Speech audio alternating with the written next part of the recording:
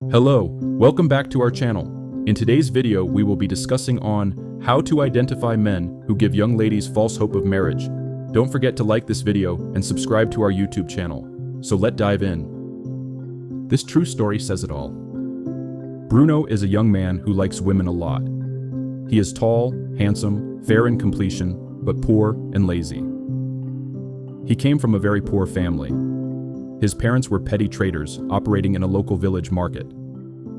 He had gained admission to study political science in the university and was in his final year, looking forward to graduating at the end of that academic year. The long years of civil war in his country had stopped all forms of education, as schools and universities remained shut down all through that period of war.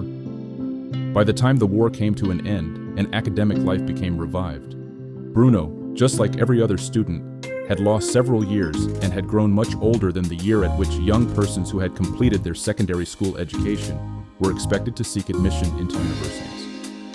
And so, Bruno found himself entering the university at the age of 28. He was therefore 32 years old in his final year, and was old enough to look for a lady to make his wife. And many young ladies also had this opinion of him. He capitalized on this and wore an impression of a man looking for a wife to marry. He did not hesitate to exhibit the impression of a suitor in search of a good lady to marry, before all ladies he made advances towards. Bruno knew very well that most women would wish to get married to a wealthy young man or a young man from a wealthy family. One of the things Bruno was very fond of each time he found himself out of the university campus for one thing or the other was this. Either walking down the street alone or in company of friends, he notices a beautiful girl approach in the opposite direction. He approaches her with a face full of smiles and says, "Glad to meet you again. We flew together from London to New York, remember?" As the girl explained with a smile that it was not her, that he must have mistaken her for someone else, she was already saying in her mind, "This must be a rich guy from a rich family to be flying from Nigeria to London to New York, USA. She is no longer in a hurry to move on, as she now relaxes, desiring a longer conversation with this tall, handsome guy, and wishing in her mind that a relationship would commence immediately, and Bruno get a smooth sail all over her, as she continues to believe all other lies and false promises from him that would follow." Bruno is a very jovial person. He has a lot of friends, and some of them are workers who live in their own apartments. While on some holidays, he would visit a friend and request to use his sitting room to welcome a female guest. His friend agrees, and next the lady arrives knocking at the door.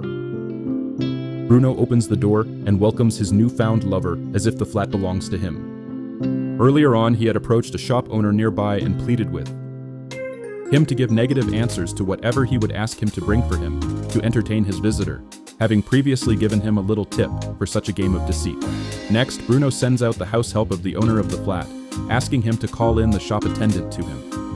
In walks the shop attendant, and Bruno begins, "I need a bottle of champagne and with fried chicken." "Sorry, sir, it is finished," came the pre-agreed reply. "What other very good wine do you have?" "None, sir, we just ran out of wine because people just came to clear all we have for their neighborhood meeting," came the reply. With anger, he ordered, "I hope you have an ordinary malt drink. Hurry and get me a bottle for my August visitor here," as he apologizes to the lady over the absence of what he had intended to serve her. All this is to give the impression that he is rich.